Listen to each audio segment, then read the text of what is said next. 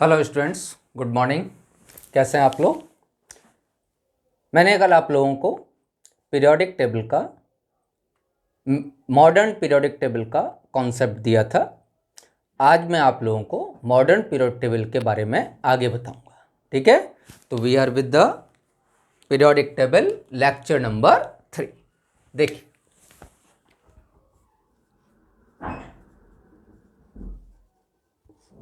Periodic table lecture number 3।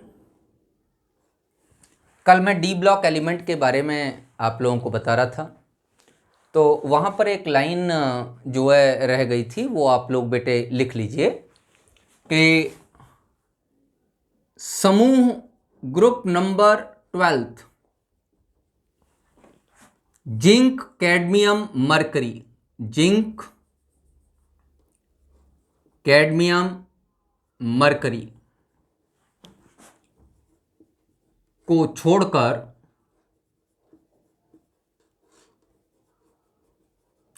अन्य सभी D block elements को संक्रमण तत्व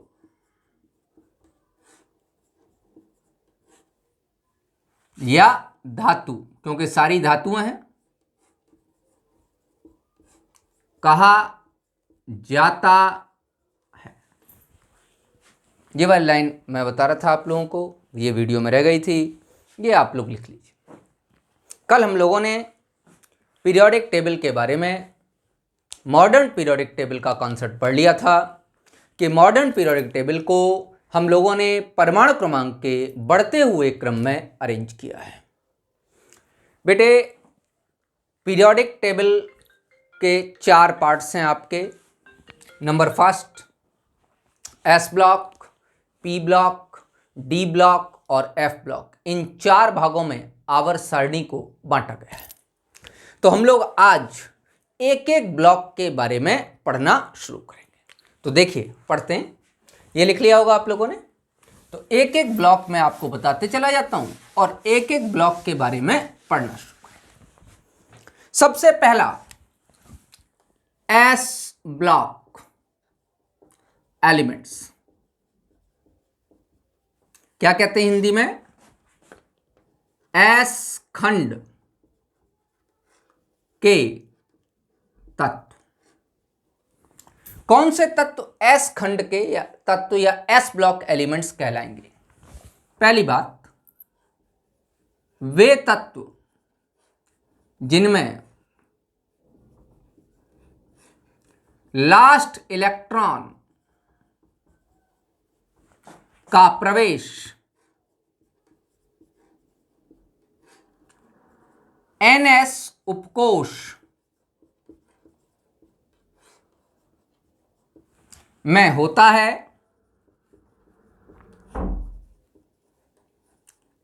एस खंड के तत्व कहलाते हैं।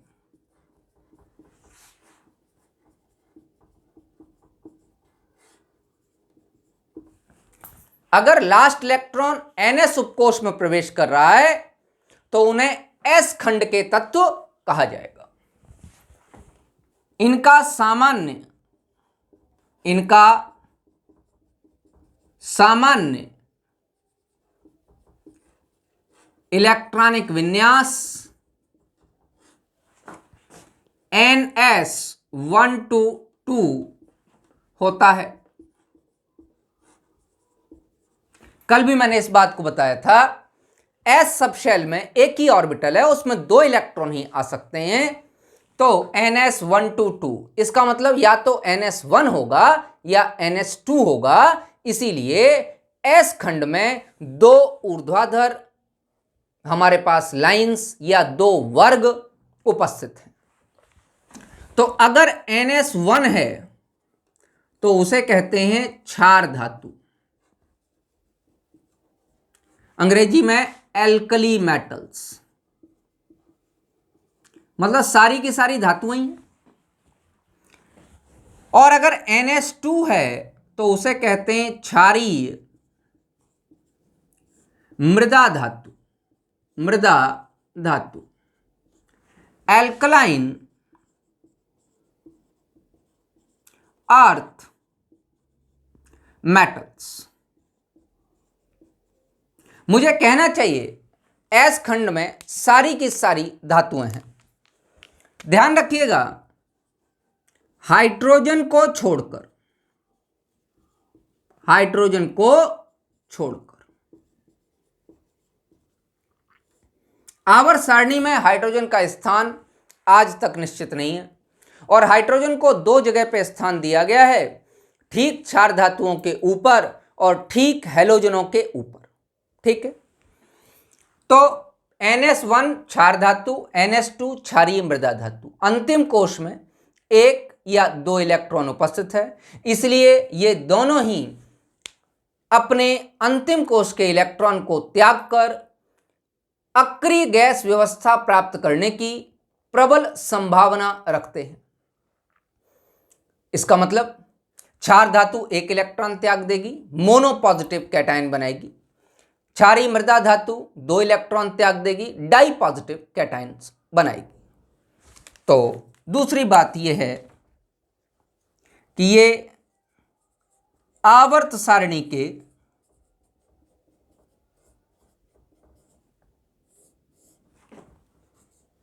प्रबल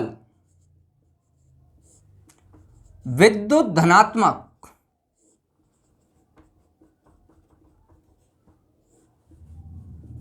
तत्व हैं। साथ ही इसमें एक पॉइंट और लिख लीजिए, caesium most electropositive element, most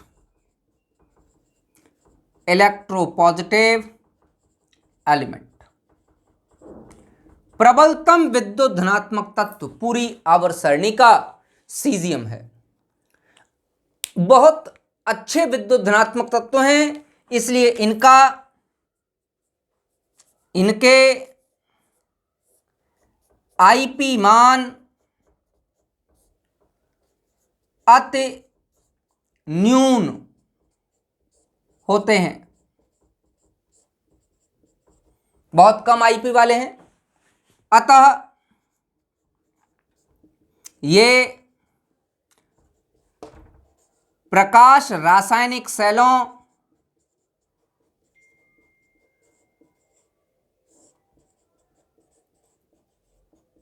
में प्रयुक्त होते हैं।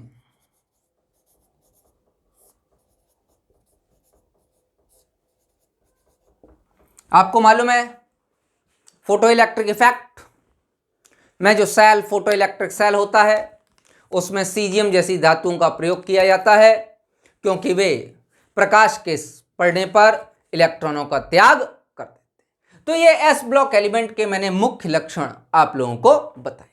इसको लिख लीजिए, आप बेटे स्क्रीनशॉट भी ले सकते हैं इसका।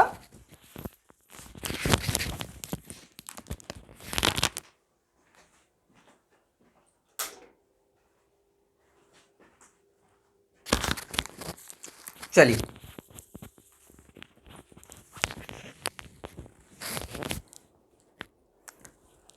नेक्स्ट है आपका पी ब्लॉक एलिमेंट्स।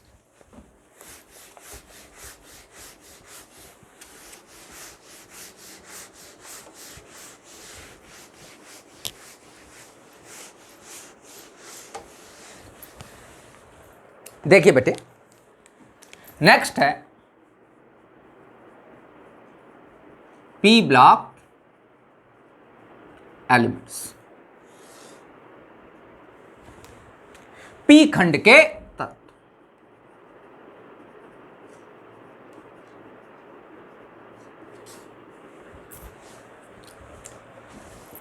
आवर्त सारणी के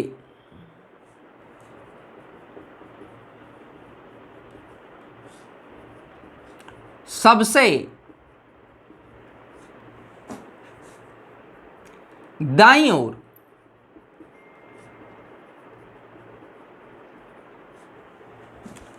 छह वर्टिकल कॉलम में पी खंड को व्यवस्थित किया गया है।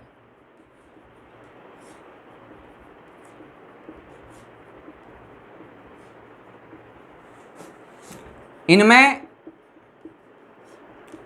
अंतिम इलेक्ट्रॉन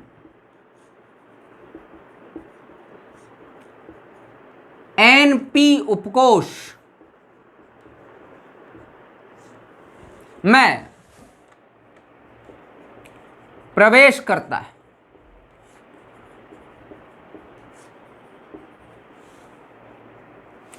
जो एनएस उपकोष में अंतिम इलेक्ट्रॉन प्रवेश कर रहा था तो उसे एस खंड के तत्व कहा गया था, और इलेक्ट्रॉन अगर एनपी उपकोष में प्रवेश कर रहा है तो उसे पी खंड के तत्व कहा गया है। चलिए, इनका सामान्य इलेक्ट्रॉनिक विन्यास, इनका सामान्य इलेक्ट्रॉनिक विन्यास NS2 NP126 होता है। देखिए जरा ध्यान से, हम बात कर रहे हैं boron family, carbon family, nitrogen family, oxygen family,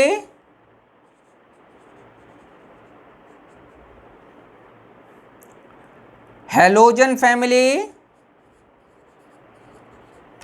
और नोबल गैस।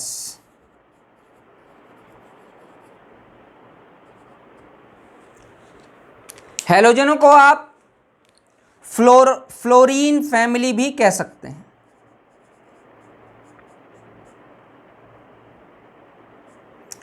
मैंने कहा था मेंडलीफ ने फैमिली परिवार शब्द दिया था। इस शब्द का प्रयोग हम लोग आज भी कर रहे हैं।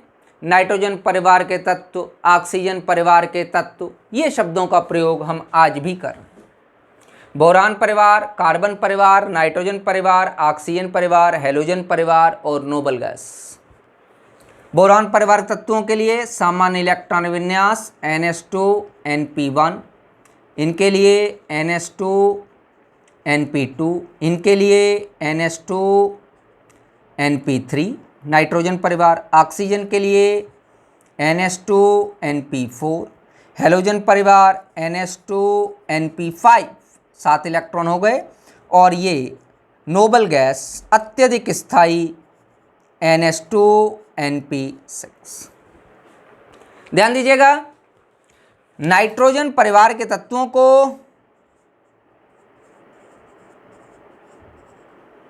निकोजेंस कहा जाता है। निक का मतलब होता है अनरिएक्टिव या सफोकेटिंग, जो सांस लेने में दिक्कत उपलब्ध कराएं, दिक्कत करें, ऐसे यौगिक। तो क्या यह परिवार ऐसे यौगिकों का निर्माण करता है? हाँ, नाइट्रोजन बनाता है अमोनिया, और अमोनिया के एनवायरनमेंट में आप सांस नहीं ले पाएंगे। आपको सांस लेने में परेशानी होगी, नाक में चुभन उत्पन्न होगी। इसलिए अमोनिया की गंध को तीक्ष्ण गंध भी कहा जाता। दूसरी बात, निक का एक मतलब और होता है कि स्वयं में अक्रिय हो जाना। आपको मालूम है नाइट्रोजन पूरे वातावरण में 78% पाया जाता है। क्यों? क्योंकि नाइट्रोजन और नाइट्रोजन के बीच में ट्रिपल बॉन्ड है और वह इतनी जल्दी क्रिया करने के लिए राजी नहीं। तो इनको अनरिएक्टिव नेचर की वजह से भी जो है निकोजेंस कहा गया है। लेकिन ये नीचे के तत्वों में पूरी तरीके से वैध नहीं है, क्योंकि आप जानते हो फास्फोरस में जो उसका पहला अपर रूप वाइट फास्फोरस, श्वेत फास्फोरस, अत्यधिक क्रियाशील है। तो ध्यान दीजिएगा, इसका नाम रखा गया था निकोजेंस।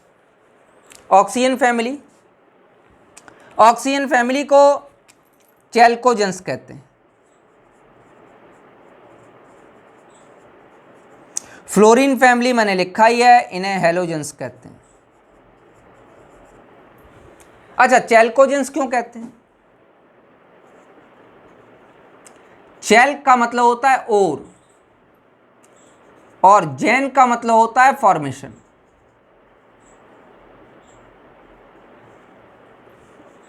अयस्क, अयस्क बनाने वाले तत्व। तो अयस्क बनाने वाले तत्व जैसे कॉपर पायराटीज CuFeS2, कॉपर का ओर है।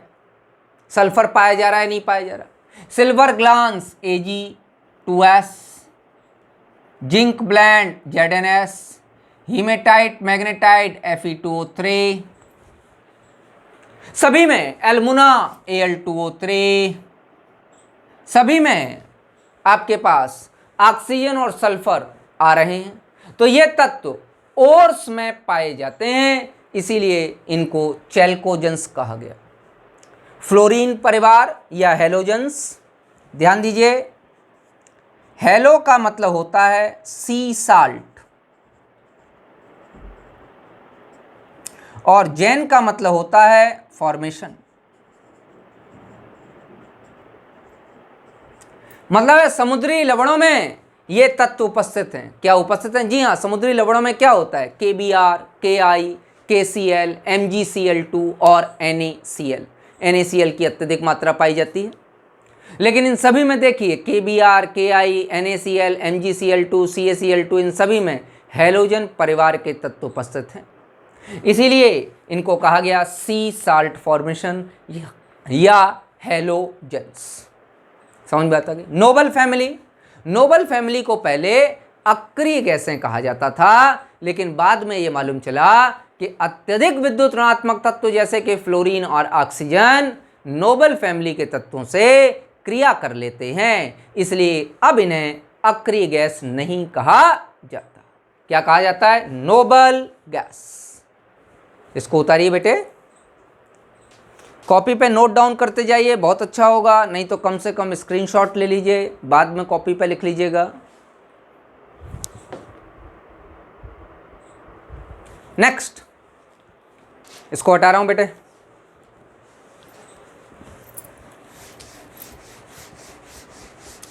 एस ब्लॉक में मैंने आपको बताया कि एक है क्षार धातु, एक है क्षारीय मृदा धातु। हाइड्रोजन को गिना ही नहीं है मैंने, क्योंकि हाइड्रोजन एस ब्लॉक तो है लेकिन धातु नहीं है। लेकिन पी खंड के तत्वों में धातु, अधातु और उपधातु तीनों ही पाई जाती हैं। तो लिखिए, पी ब्लॉक एलिमेंट्स में धातु, अधातु तथा उपधातु तीनों प्रकार के तत्व उपस्थित होते हैं। बेटे ध्यान दीजिए, बोरान है, कार्बन है, नाइट्रोजन है, ऑक्सीजन है, फ्लोरीन, क्लोरीन, ब्रोमीन, आयोडीन है, ये सारी अधातुएं हैं। एल्युमिनियम, गैलियम, लेड, टिन, सारी धातुएं हैं। मुख्य तरीके से जो पी ब्लॉक के नीचे के तत्व हैं, भारी तत्व हैं, वो धातु हैं। सिलिकॉन, जर्मेनियम, ये क्या है? उपधातु हैं। तो इसमें तीनों ही प्रकार पाए जाते हैं। धातु भी पाई जाती है, अधातु भी पाई जाती है और उपधातु भी पाई जाती है। अगला पॉइंट, ये तत्व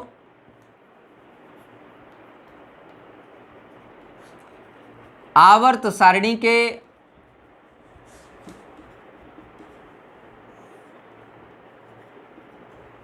विद्युत ऋणात्मक तत्व हैं।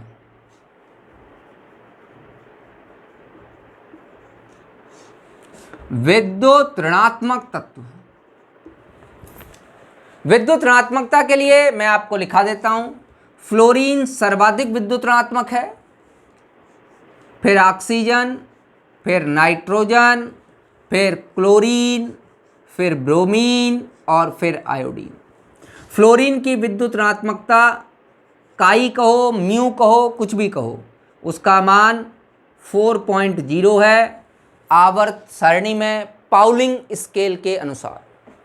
ऑक्सीजन का मान 3.5 है, नाइट्रोजन का मान 3.0 है, क्लोरीन का मान 2.9 के आसपास है। क्लोरीन और नाइट्रोजन दोनों का मान लगभग समान होता है, लेकिन क्लोरीन का आकार थोड़ा सा बड़ा होता है, इसलिए इसे कम विद्युत ऋणात्मक कहा जाता है।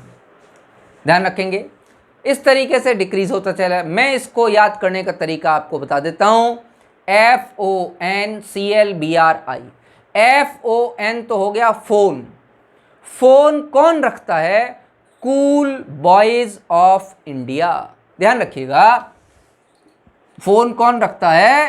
Cool boys of India.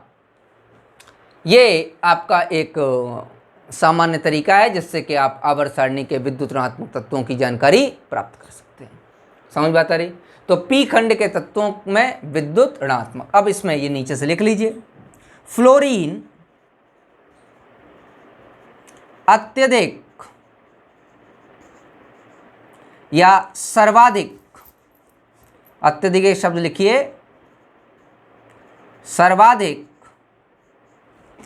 विद्युत ऋणात्मक तत्व है।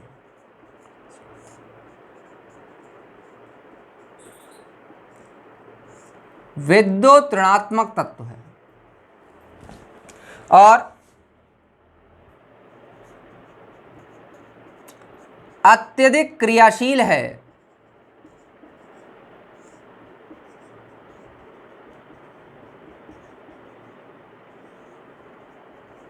अतः इसे black sheep of periodic table भी कहा जाता है। ब्लैक शीप काली भेड़ को नहीं कहते।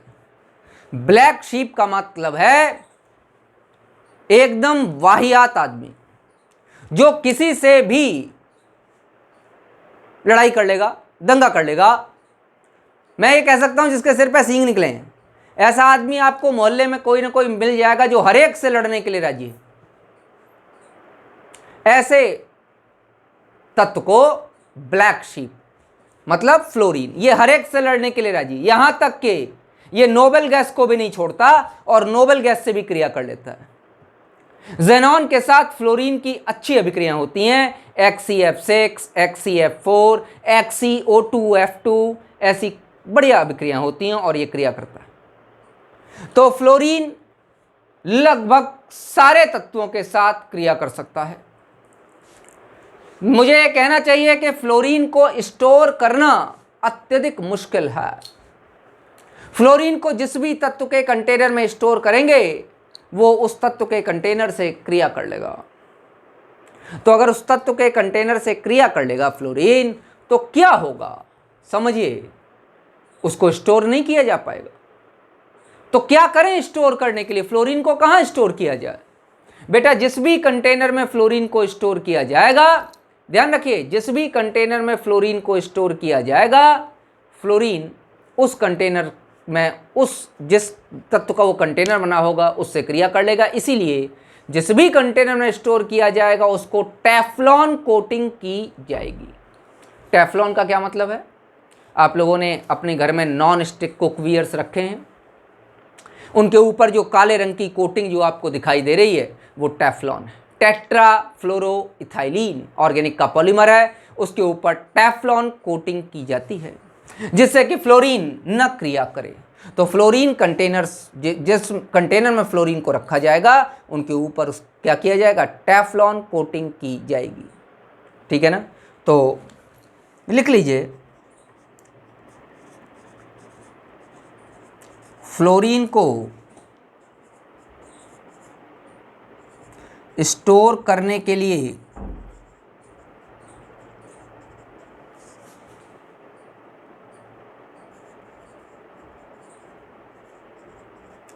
कंटेनर्स पर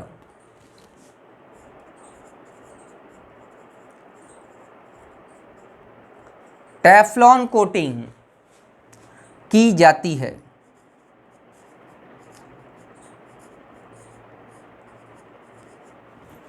लिख लीजिए।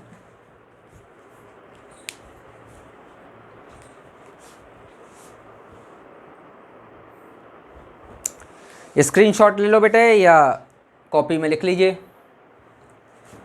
चलिए आगे बढ़ाता हूं। ये हो गया हमारा पी खंड के तत्व। अब डी खंड के तत्व देखिए।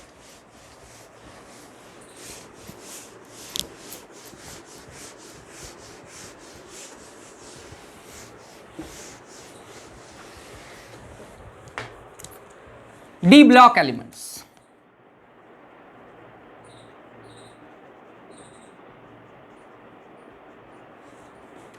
डी खंड के तत्व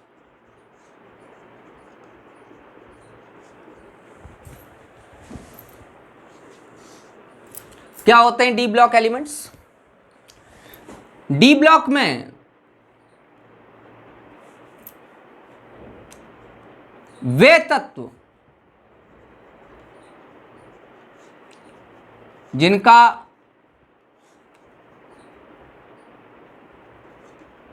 अंतिम इलेक्ट्रॉन n-1d उपकोश में प्रवेश करता है। दूसरी बात, इनका सामान्य इलेक्ट्रॉनिक विन्यास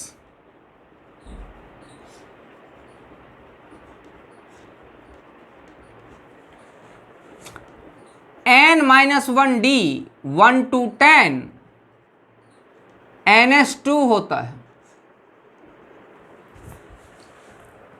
यह सामान्य इलेक्ट्रॉन n-1d एक पहले का। इसका मतलब डी खंड के तत्वों में एक पहले का कोश भी इनकम्प्लीट है और बाहर का कोश भी इनकम्प्लीट है। सभी में नहीं, ध्यान से देखिए बताऊंगा। नेक्स्ट, वे तत्व जिनका n-1d परमाणविक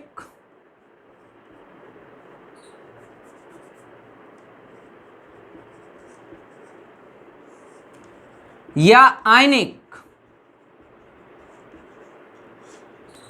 अवस्था में अपूर्ण है, उन्हें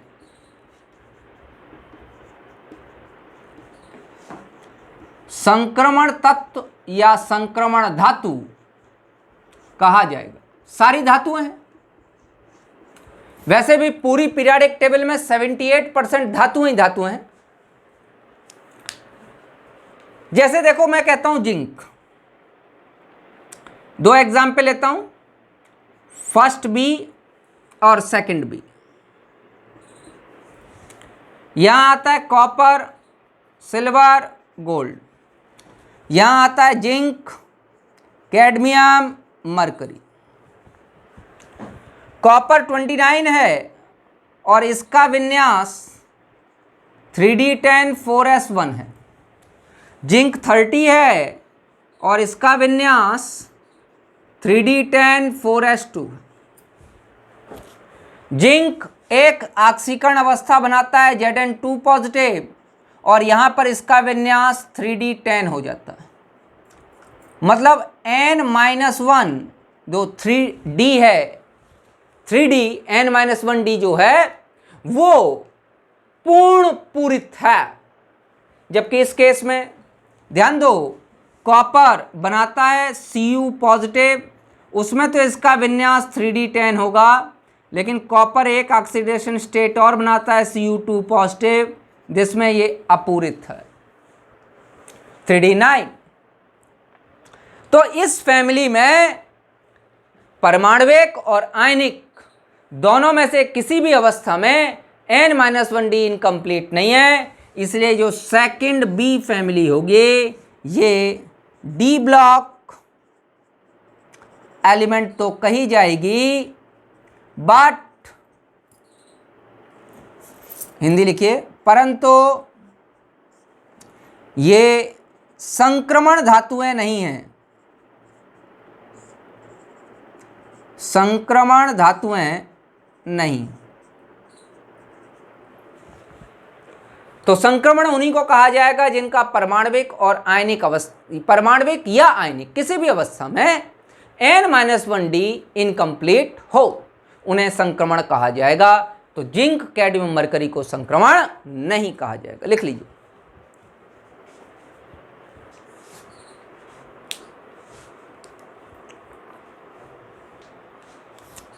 लिख लिया बच्चों? चलिए आगे बढ़ाता हूं। डी ब्लॉक एलिमेंट्स को 4 श्रेणियों में बांटा गया है। किस आधार पर? जिस आधार पर N-1D भरा हुआ है। किसमें कौन सा N-1D भरा हुआ है? देखिए, 4th पीरियड में पहली सीरीज है स्कैंडियम 21 से लेकर जिंक 30, N-1D 3D है। 5th पीरियड में यट्रियम 39 से लेकर कैडमियम 48 तक N-1D 4D है। 6th पीरियड में लैंथेनियम 57 और हॉफनियम 72 से लेकर मरकरी 80 तक N-1D 5D।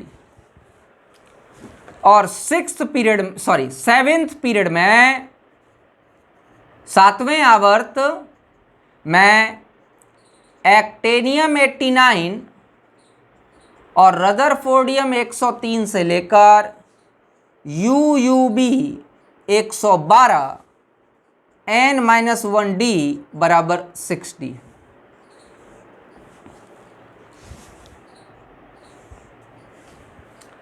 जहां पर N-1D 3D है उस सीरीज को 3D सीरीज कहा जाता है। N-1 4D है उसको 4D सीरीज कहा जाता है। 5D है उसको 5D सीरीज कहा जाता है। 6D है उसको 6D सीरीज कहा जाता है। N-1D 3D तो 3D series, 4D series, 5D series, 6D series. किसमें इलेक्ट्रॉन भरे जा रहे हैं? N-1D कौन सा है? वैसी सीरीज। ध्यान रखना यह 6D सीरीज इनकम्प्लीट,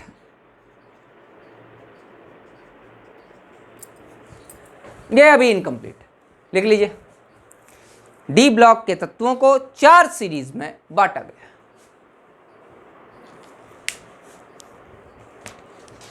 चलिए भैया, तो ये 4 सीरीज हैं जिनमें डी खंड के तत्वों को हम लोगों ने बांट रखा है, और इसमें जिंक, कैडमियम, मरकरी वालों को छोड़ के बाद बाकी सभी को संक्रमण धातुएं या संक्रमण तत्व कहा जाएगा। क्यों? क्योंकि उन सभी में परमाणविक या आयनिक अवस्था में N-1D अपूर्ण है, लेकिन जिंक, कैडमियम, मरकरी में परमाणविक अवस्था में भी N-1D पूर्ण है और आणविक अवस्था और आयनिक अवस्था में भी N-1D पूर्ण है। इसलिए इस फैमिली को जो है ट्रांजिशन या संक्रमण तत्व नहीं कहा जाए।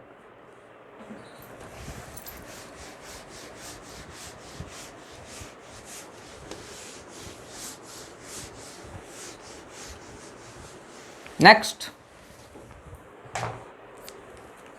चौथा है बेटे एफ ब्लॉक एलिमेंट्स।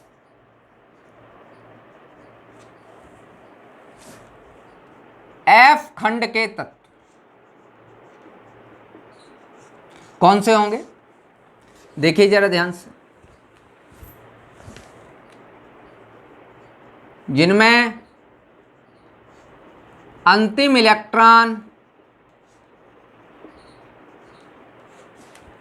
N-2F उपकोष में प्रवेश करता है।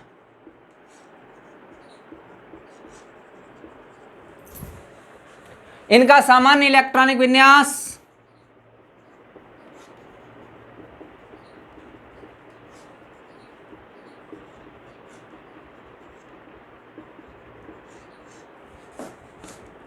N-2F 1 to 14 N-1D 0 to 1 NS2 होता है।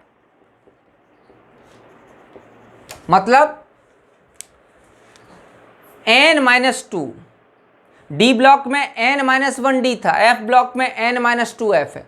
N-2 पहले से भी एक पहला, इसका मतलब 3 कोश इनकम्प्लीट है, N-2, N-1 और N। समझ बात आ रही? अतः इन्हें इनर ट्रांजिशन, ट्रांजिशन का मतलब N-1, इनर ट्रांजिशन मतलब N-2 एलिमेंट्स अंतः संक्रमण तत्व कहा जाता है।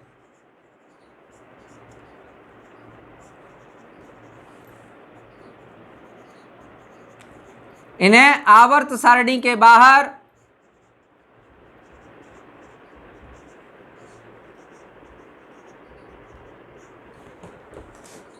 दो श्रेणियों में रखा गया है, दो श्रेणियों में रखा गया है। हर श्रेणी में 14 तत्व हैं। सीरियम 58 से लेकर ल्यूटियम Lu 71 और थोरियम 90 से लेकर लॉरेंशियम 103। सीरियम 58 से ल्यूटियम 71 तक के 14 तत्व लैंथेनियम 57 के जस्ट बाद से शुरू होते हैं, इसलिए इस श्रेणी को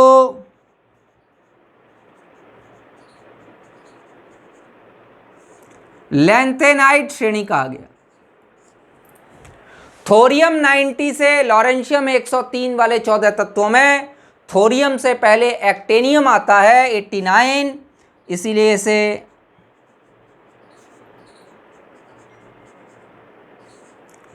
एक्टिनाइट श्रेणी कहा गया। ये छठे आवर्त, ये 7वें आवर्त में है, लेकिन दोनों ही थर्ड ग्रुप मेंबर हैं। दोनों का जो वर्ग है वो तीसरा है, इसीलिए तीसरा वर्ग आवर्त सारणी का सबसे बड़ा वर्ग भी कहलाता है, जिसमें 32 तत्व पाए जाते हैं। 14 और 14 28 ये और 4 उसमें पहले से उपस्थित। तो तीसरा वर्ग आवर्त सारणी का सबसे बड़ा वर्ग है। तो F ब्लॉक एलिमेंट को दो श्रेणियों में रखा गया है, आवर्त सारणी से बाहर रखा गया। बेटा इसका एक नाम और है, ध्यान दीजिएगा। इन्हें दुर्लभ मृदा धातु, रेयर अर्थ एलिमेंट्स भी कहा जाता है। रेयर अर्थ क्योंकि इनके ऑक्साइड बनते हैं, क्रियाशील होते हैं, लेकिन उनका सेपरेशन बड़ा मुश्किल है, क्योंकि ये आपस में एक दूसरे से अत्यधिक समानता प्रदर्शित करते हैं, तो आसानी से सेपरेट नहीं किए जा सकते। यही कारण है इनका नाम है रेयर अर्थ एलिमेंट्स। लिखिए,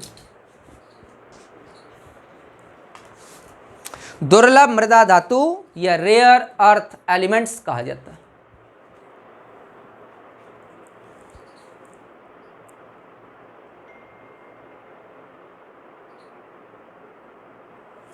चलिए आगे बढ़ते हैं। यहाँ तक मैंने आपको चारों खंड के बारे में समझाया। अब मैं कुछ दो एक आध पॉइंट लिखा रहा हूँ, उनको ध्यान से देखिए। अधिकतर मैं उन पॉइंट्स को लास्ट में ही लिखाता हूँ, जिससे कि बच्चे को ब्लॉक समझ में आने के बाद वो बात ज़्यादा अच्छे समझ में आ जाएगी। देखो बेटा, यहाँ एक गड़बड़ी है ब्लॉक्स में। क्या गड़बड़ी? हीलियम का परमाणु क्रमांक 2 और इलेक्ट्रॉनिक विन्यास 1s2 है।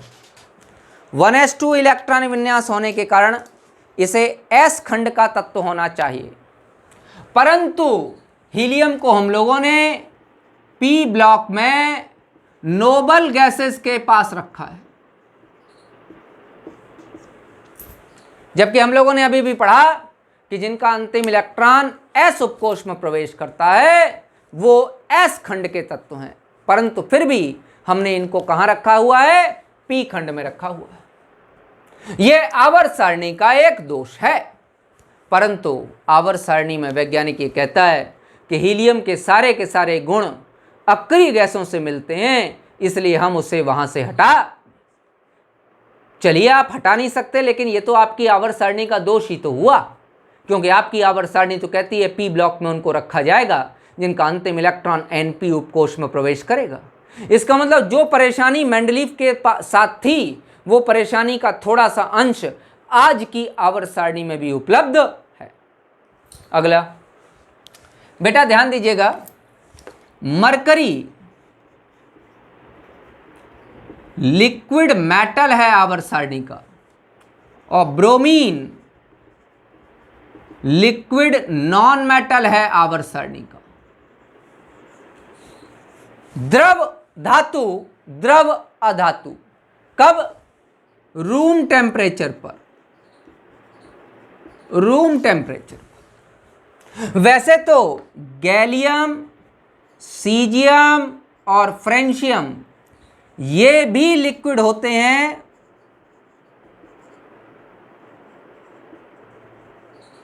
लेकिन ये एबव 30 डिग्री सेंटीग्रेड, करीबन 35 डिग्री सेंटीग्रेड के आसपास, 30 से 35 आपको गैलियम लिक्विड मिलेगा। 30 के ऊपर ये सारे लिक्विड हैं, 30 के नीचे सॉलिड। तो अगर हम देखें रूम टेम्परेचर पर, लिक्विड मेटल है मरकरी, लिक्विड नॉन मेटल है ब्रोमीन। ये तीनों भी लिक्विड हैं, गैलियम, सीजियम, फ्रेंशियम। 5 तत्व द्रव हैं, लेकिन ये तीनों 30 डिग्री के ऊपर लिक्विड हैं, 30 डिग्री से नीचे नहीं। तो ध्यान रखिएगा, ये बड़ा इंपॉर्टेंट पॉइंट है। बाद बाकी सॉलिड और गैस तो हैं ही उपलब्ध, लेकिन जो लिक्विड हैं उनमें ये बहुत इंपॉर्टेंट पॉइंट है। यहाँ तक मैंने आपको आवर्त सारणी की, आधुनिक आवर्त सारणी के बारे में बताया, और इसको 4 भागों में जो वर्गीकृत किया था उनका वर्गीकरण समझाया। बेटा हम आपसे नेक्स्ट क्लास में मिलेंगे, आज यहीं क्लास स्टॉप करेंगे, और उसमें मैं आप लोगों को जो है आवर्त सारणी के बारे में आगे कुछ पॉइंट्स समझाऊंगा। ठीक है, तब तक खुश रहिए।